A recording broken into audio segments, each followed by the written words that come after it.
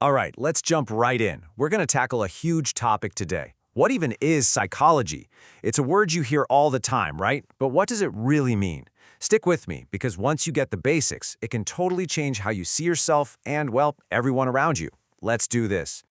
So, first thing, when I say the word psychology, what's the first picture that pops into your head? Just what's the immediate image?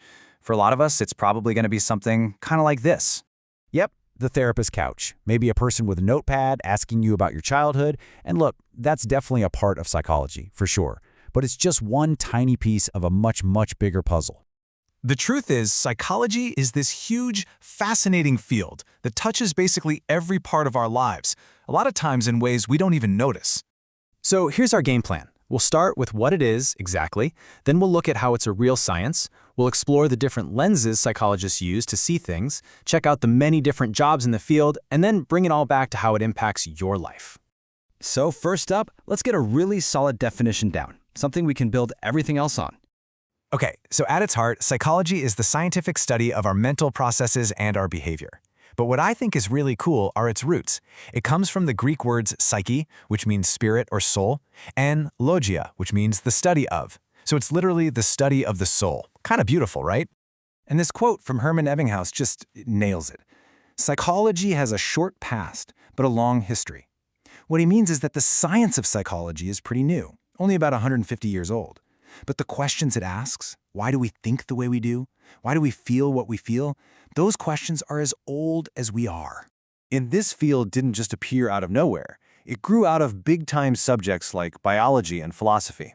And today, its branches reach into everything. Sociology, medicine, linguistics. It's become this global field that you'll find being used everywhere, from a hospital to a corporate boardroom. Okay, so how do they actually do it? How do psychologists go about studying something as messy and complicated as the human mind?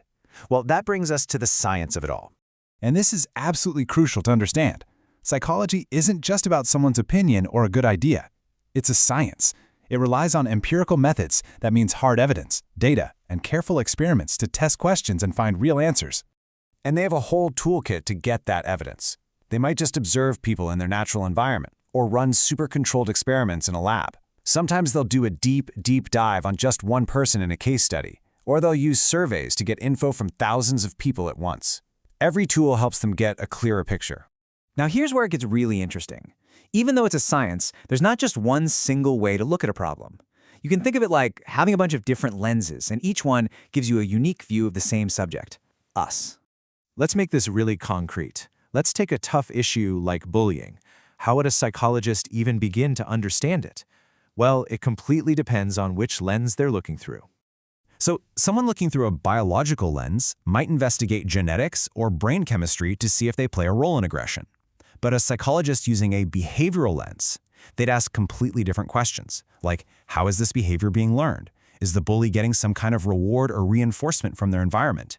And here's the main point. No single lens is the right one. The real power of psychology comes from combining them. When you can see the biology and the learned behaviors and the social factors all at once, that's when you can start building real, complete solutions that actually work. So as you can imagine, all these different ways of looking at things have led to a whole bunch of different specializations within psychology. Let's pull up a quick map of the profession. I mean, just look at how diverse this is. You've got clinical psychology, that's the therapy we all think of, but there's also forensic psychology, applying these ideas to the legal system, or something called IO psychology, which is all about improving our workplaces. From studying how we develop over our entire lives to how we behave in groups, there's a niche for almost everything. Okay, so that's a lot of theory and a lot of different fields, but so what? What does any of this have to do with you? Let's bring it all home and see how psychology is working in your world right now. Because this isn't some academic subject that stays in a textbook. Psychological principles are active all around you, all the time. They're shaping your choices, your thoughts, and your experiences every single day. Seriously, just think about it for a second. It's in the TV commercials that are built to persuade you. It's in the way a website is designed to keep you clicking. It's in the mental game that athletes use to perform at their best. And it's in the simple strategies you might use to break a bad habit. It is literally everywhere. So with all these different perspectives and all these different fields, you might be wondering, what holds it all together? Well, it turns out the entire world of psychology is really driven by one single overriding goal. And that goal is this: to describe behavior, to explain it, to predict it, and then to use all of that knowledge for one simple, powerful reason: to help people live better lives. That's it. That's the mission. So there you go. You now have the foundational building blocks of psychology. The only question left is, now that you know a little more about how it works, what part of your own mind are you going to explore first?